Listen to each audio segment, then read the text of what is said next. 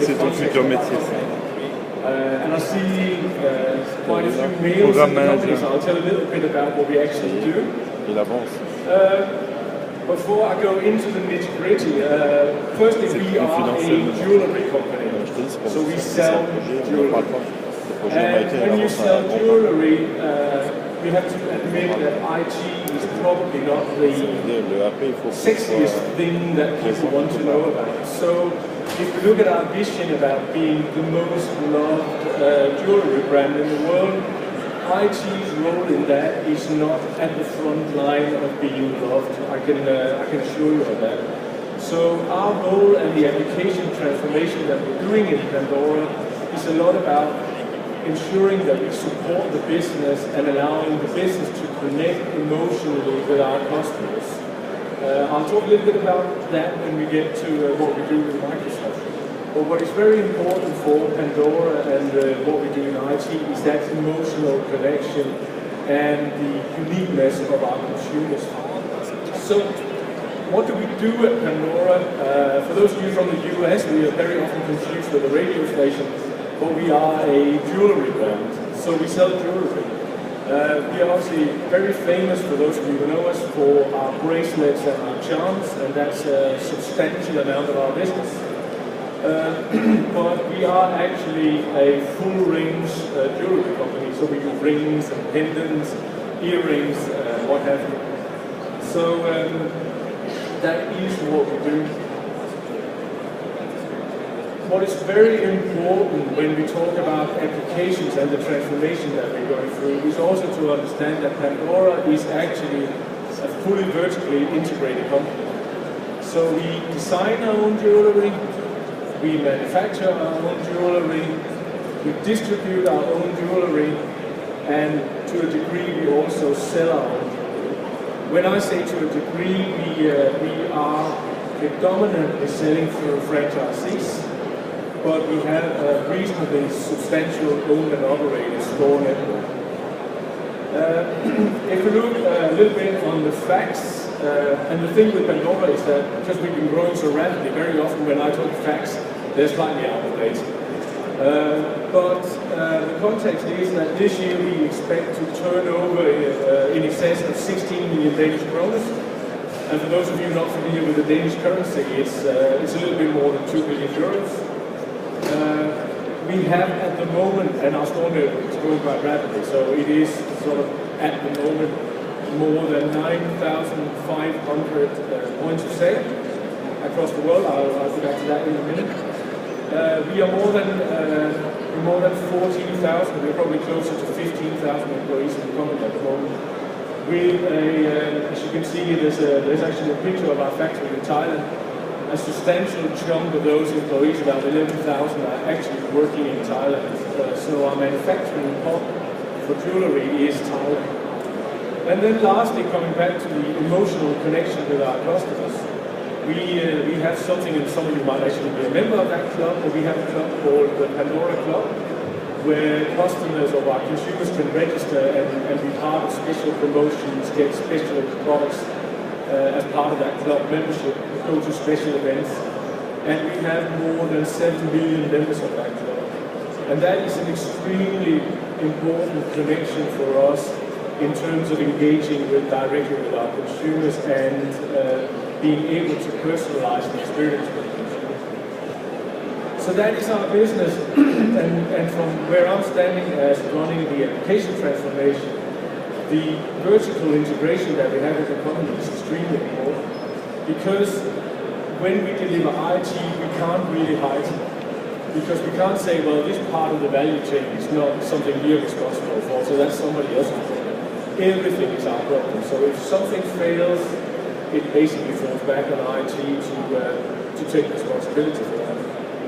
Now, just a little bit of context, because I'll come back in a minute to the challenges we have. We are, as you can probably hear from my accent, we are a Danish company. So we are headquartered in Copenhagen.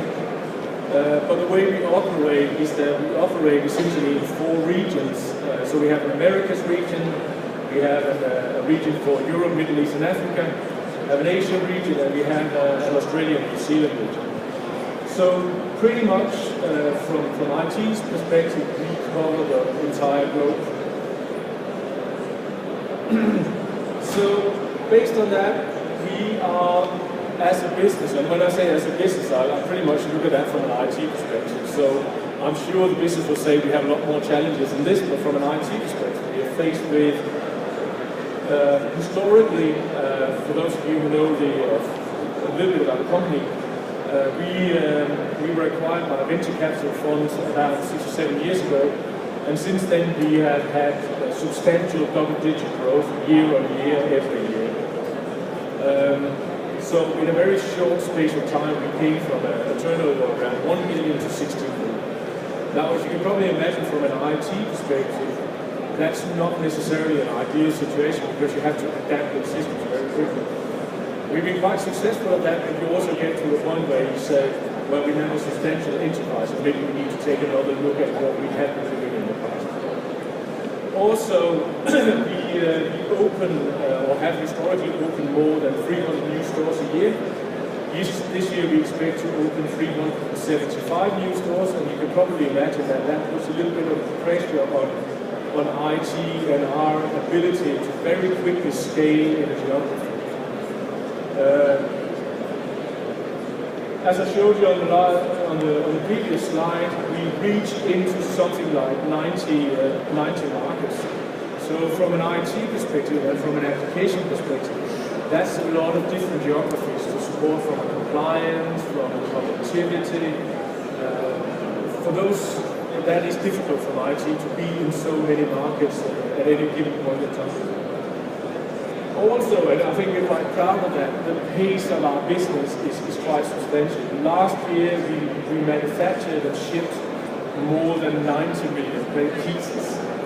And each piece actually goes into a little plastic bag, and just imagining the logistics behind that to actually ship that worldwide out of our manufacturing hub in Thailand is quite impressive. So we need from IT to keep it up at that pace, but also be able to support that growth going forward.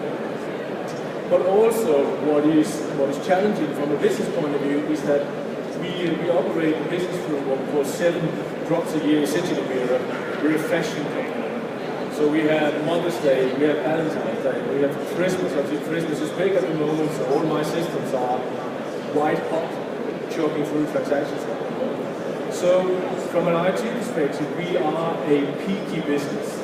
So we will have pretty slowish summer, and then we will have to very quickly ramp up for Christmas distribution.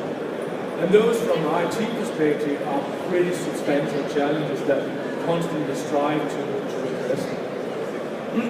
So if I look into the future and look at what's ahead from IT perspective, firstly, to support the growth and the business going forward, we are substantially expanding our manufacturing footprint in Thailand at the moment, building new factories. We need new systems for new factories. So that is, from our perspective, quite an important thing to do. We have to constantly keep up with our store openings, and again, just maintaining that pace is a substantial task for us. We are increasingly, as a business, moving into e-commerce. Now, actually providing our customers with e-commerce, with all due respect to my colleagues, is a reasonably easy thing to do. The underlying logistics of that are pretty hard because the e-commerce customer is not very forgiving. So saying stuff like, well, we can't process your order right now because our ERP system is down for maintenance. That's not really what we would like to have. So the resilience you need in your backbone behind those e-commerce systems is actually quite different to what we are used to if you come from a traditional ERP background. So as we expand our e-commerce footprint, we need a really resilient backbone to support that. Also, as I said before, we are a full-range jewellery company, but we increasingly see our business going into new categories. So we about a year and a half ago, we went into rings, so we came from charms, went into rings, generated a lot of growth, but also we see an increasing number of new product introductions. to keep the pace of introducing interesting products to our consumers. So a lot of the challenges we face as an IT department and as an IT function is about pace, growth, and sustaining the business. So where does Microsoft come into all of this? As I said earlier on, we realized some time ago that doing a transformation of your application is not something you should do piecemeal. You have to take a strategic approach to that in our point of view. We could also have gone into this and say, well, we don't like this application, we probably need to do something about it, or we will probably want that application to perform slightly better. But what we did is we took a step back and said, if we look 5 or 8 years down the line, what do we need to do with applications? And as I said in the beginning, we formed a program called One Common Platform, and the name kind of says it all, because what was really important for us is that we basically needed a connected backbone of applications going forward. But also, because we have this peak business and this growth, we also needed that backbone to sit on an infrastructure and on a layer of connectivity that would actually grow with the business and support. If the business took a left turn instead of a right turn that we expect, we were still able to support the business going forward. So we spend a lot of time thinking about what are we going to do with stuff like cloud, because we quite early on saw that cloud was probably where we were going to have to go. And whoever we went there with would have to have a pretty strong strategy for what they were doing with cloud. So we spent quite a bit of time looking at different software vendors to see, what are they actually doing in the cloud? Because if they don't do anything on cloud, or if they got an insubstantial strategy on cloud, it's probably the wrong thing for us. So in the end, we decided to go with Microsoft, very much based around their thinking around Azure. And what we do with Microsoft today and what we do with Microsoft going forward, all of that revolves around Azure. Today we use Azure for a number of things. One thing I would like to call out is that about a little over a year ago, we did a pilot in Europe on a partner portal where partners, pretty basic stuff, partners can go in, they can log an order, they can see order history, they can reprint an order, whatever. And that was a massive success. So we went basically from a pilot to having to scale to support the entire European footprint in a matter of months. And if we'd done that in our own data center, well, we could have done it, but it would have been painful, it would have been slower, the user experience would not have been what we would have liked. But because we based everything on Azure virtual machines and on Azure service integration, it was a pretty smooth ride. And it also allowed us to very quickly build the functionality that the customers or our partners actually wanted. So the whole focus was on building features and functions and not on how we deploy it. Deploying it was basically just switching on more service when we needed more service and we scaled out like we wanted to. So that's what we're doing with Azure and where we're going to take Azure. Also, one of my challenges with, as you can imagine, with about 10,000 points of sale, is that if I am to bring analytics to our store managers, to our franchisees, pretty much on a real-time basis, if I'm to build a data center footprint and a connectivity footprint to actually do that, that's a pretty massive undertaking. And in that case, we decided to rely again on Azure, predominantly on BI and what Microsoft does with data warehousing in the cloud, because we feel that that is a much more efficient way of building this and will also allow us to scale where we need it and when we need it. We have since 2010, we've actually been on Dynamics AX, so we use Dynamics AX throughout most of our business today. But as part of our One Common Platform, we are upgrading that solution to a new solution of AX. And today we have all of the test and development environments for the new platform in Azure. And again, massive advantage for us, because every time we need a new development system or we just need a new test system, we basically just click and commission a new system. Very efficient way of working with test and development. We will, in the fullness of time, go into production on Azure, but because we are